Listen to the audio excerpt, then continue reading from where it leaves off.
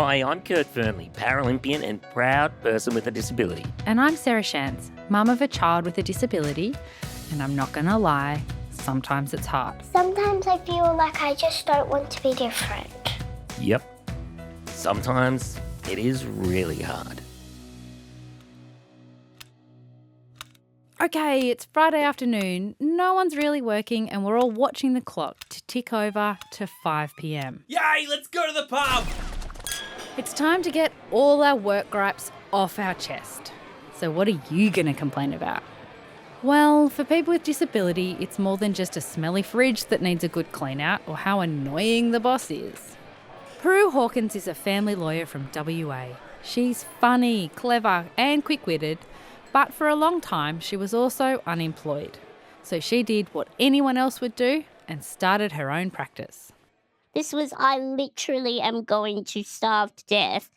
Let's be fair, my parents had never actually let me starve to death, but, you know, I was years of hunting and just, you know, when you go into an interview and you shake the employer's hand and literally the first sentence that they say to you is, oh, yeah, my wife was in a wheelchair for 2 years before she died. Where do you go from there? So, yeah, the experience of going through the employment world was just a nightmare for me. I remember going and getting a job, and the first drinks that I have out, I couldn't get into the venue because Nice. they celebrated at an Nice. inaccessible place. Yeah, oh, that doesn't sound common at all, Kurt. How dare you? Yeah, that happens all the time. And there was a lawyer that was looking for someone with my level of experience, and we got along famously, and it was amazing. And it was pretty much come and have a coffee and the job's yours. But I couldn't actually get in the building. It was a super old, sort of like a converted house.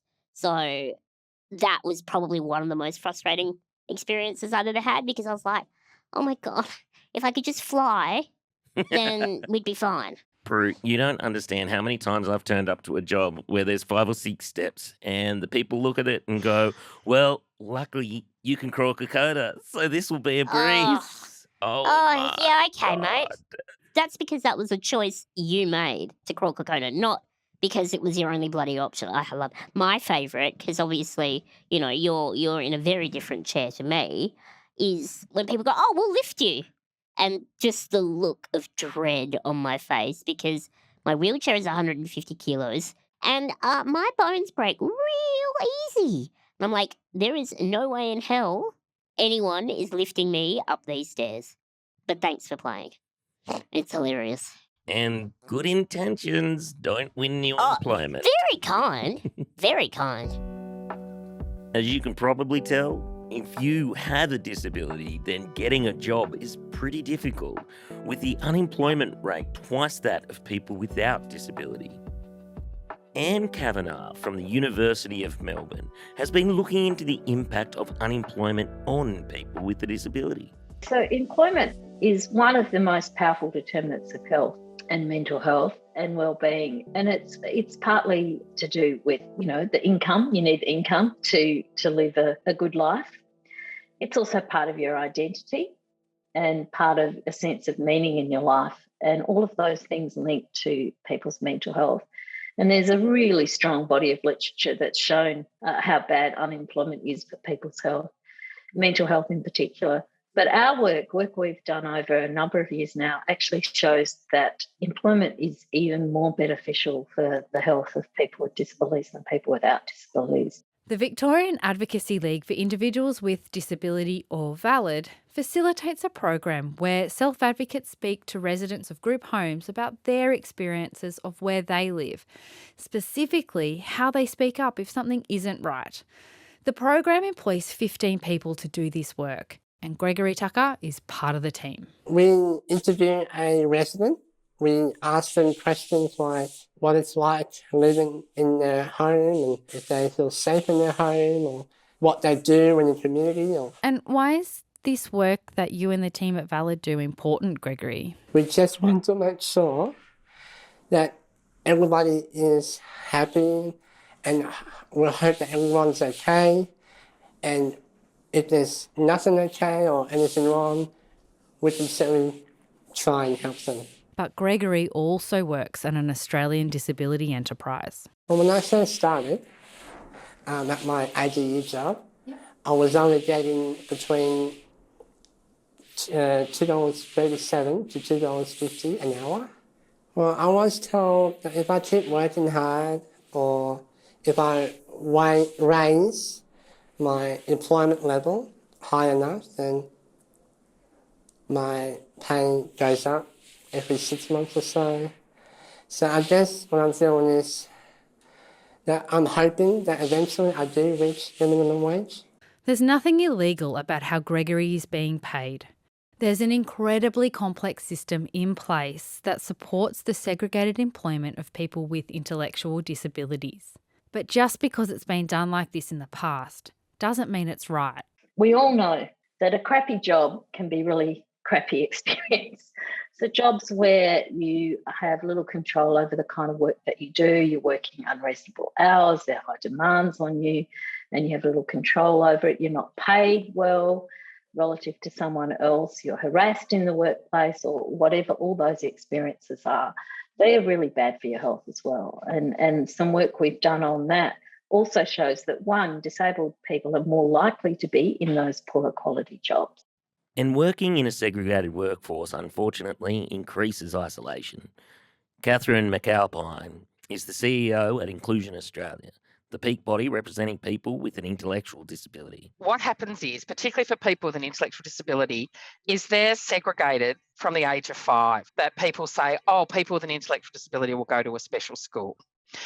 Now, what that does is it teaches people from a very young age that people with disability, particularly people with an intellectual disability, belong over there. And that entrenches an attitude that they belong in a separate system. At a very practical level, people don't meet people with an intellectual disability. They don't get to know them. They don't make friends with them. And what we know, both from experience and from the research, is that attitudinal change happens with personal contact. So when you have a relationship with someone, that's when your attitude changes. There is an entire system in place that supports the segregation of people with intellectual disabilities. It starts with the belief that people with intellectual disabilities belong over there and out of the mainstream workforce.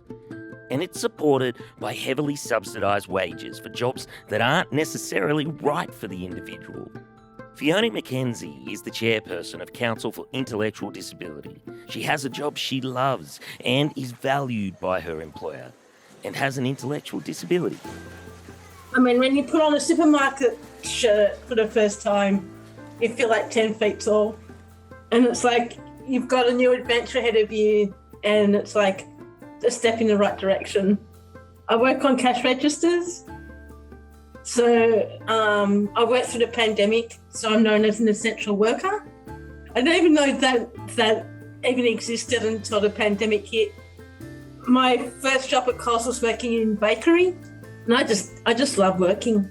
Fiona has had some challenges in her workplace, but with the right support has been able to navigate them. I had a line manager who pretty much made my life hell. Not hell, but it was sort of like it made me feel uncomfortable working in the department. He didn't want to know about my disability, didn't really want to get to know me, what I was capable of doing. So I was going home cranky, which I didn't want to do. But when the communication breaks down, it really affects the way you want to work. And he made me feel like I wasn't meant to be in that department. Fiona managed to find her way through this difficult time at work and has recently clocked 14 years at Coles. And she's not alone in facing issues in the workplace. Gavin Burner has faced similar attitudinal barriers at his job at a community centre helping with activities for other people with disabilities. I start to volunteer in different places because I believe to be a volunteer, they keep you alert. So I would plan to be there for a while and leave, but they keep on saying that they will employ me. An agreement was that I had to go and study. I I finished up doing level 3 in disability. From that, got a job, but the problem was it was they offered me like $10 an hour. The consequence for paying somebody just $10 an hour is that they live in poverty, surviving day to day. And yes, they may receive Centrelink or NDIS supports, but it's not enough to break this cycle. Anne Kavanagh. Let's think about the barriers for employment. You can't get away from structural problems about the lack of job, not being able to get to the job, not having a house that you can call home. That's a fundamental prerequisite to getting a job. You can't deal with the endemic discrimination that people have in employing people with disabilities. This endemic discrimination is something most people with disabilities have experienced, if not all. Dr. Dinesh Pilapana found his way to disability in his 20s. It was the 31st of January 2010. You never forget the day or the time. It was about 8 p.m. It's a rainy day. I was driving from my parents' place in Brisbane back to Gold Coast. There were roadworks happening on the highway. I drove up just to this dark stretch of road. There'd been bits of roadworks, like you could still see the signs on the side of the road. And I came up to something really dark, like a patch of water or oil or something. And as soon as I hit it, my car lost control. It spun and spun and spun, and then it flipped nose to tail. And when it landed, I realized I couldn't move anymore or feel my body. At the time of his accident, he was at university studying medicine, but had to fight to stay at uni. And I was told that there was a meeting at that time with some of the doctors that were involved in my care. And one of the doctors present in that meeting said that they all said that it would be ludicrous for me to attempt to become a doctor again. Hearing something like that is heartbreaking. And you can't, it takes a fair bit of effort to ignore that. And it's hurtful, actually. It's pretty hurtful to talk about. One of the parallels I think about is, racism, because one of the reasons racism is so hurtful is because people are attacking something that you cannot change about yourself, something that's just a part of you. And it's the same with disability. I think if someone's attacking you or saying that you can't do something or saying that you need to be a certain way because of your physical characteristics, I think that's a pretty hurtful thing. The open job market doesn't work for everyone. Micro enterprises are small businesses that a person with a disability can set up and run with the right support. In Adelaide, the Community Living Project helps people with disabilities start and manage a micro enterprise. Project manager Wendy Butler can explain more. We start off with what we call a discovery phase, and that's when we first get to know somebody really well. Like, what are their interests and skills and passions? 2 years ago, Jenny Tucker was unable to get out of bed, feeling like most things in her life were a chore. But when she connected with Wendy and the micro enterprise team, that all changed. I had a bit of social phobia because I didn't meet lots of people. It was really only my children and my one helper. And I spent a lot of the time in bed and just not speaking to people.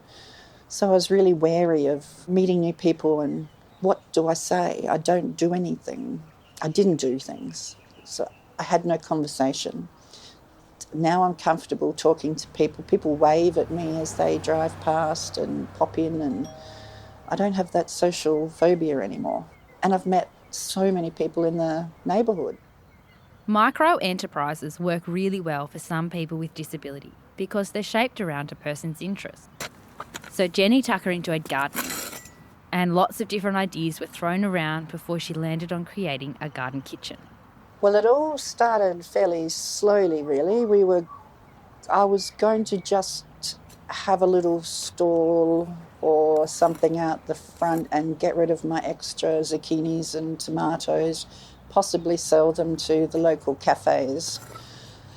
and that type of thing, because I've been growing things, but now that my children have left home, I'm only one person, so I couldn't eat everything. So it's sort of evolved into, well, I've planted too many seedlings, so I'll sell those, and then we ran out of space. So it's been an organic process of how it's happened. Jenny is just one example of what can be achieved with the micro-enterprise. There are lawn mowing businesses, photographers, bakers, you name it. There is probably a micro-enterprise. And that's because people with disabilities have varied interests and are passionate about different things. And if we take the time to understand what these are, then so much more is possible. There's no quick fix to getting people with disabilities into meaningful jobs. But there are some brilliant people in the disability community that have spent years working on ways of changing this. One idea that Catherine McAlpine has starts with our kids. Education is the starting point. Like, we need to resolve that issue, because that's your long-term attitudinal change will be resolved there. When people actually understand that in our community there are lots of people with an intellectual disability and lots of people who are different, and the difference is fine. Like, the more difference we're exposed to, the more we go, oh, okay, so we're all different. So by creating inclusive schools, we will be showing our kids that difference is difference and doesn't mean you can't work alongside somebody who has a disability. There's some systemic issues that need to be addressed to try and make sure that people with an intellectual disability are as free and have the same opportunities to contribute to the economic well-being of the country as everyone else, and to enjoy the benefits that work gives us all, relationships with other people and a feeling of community and a feeling of contribution, and, of course, a salary to take home to live the rest of your life. Being able to go into a workplace and be seen and treated as equal to your non-disabled peers, that is... You know what that is? That's being an Australian. That's buying into what this country has to offer. Finding the place in this world where you belong. And you're valued as you are. For more Auslan versions of the podcast series Let Us In, subscribe to the ABC Australia YouTube channel.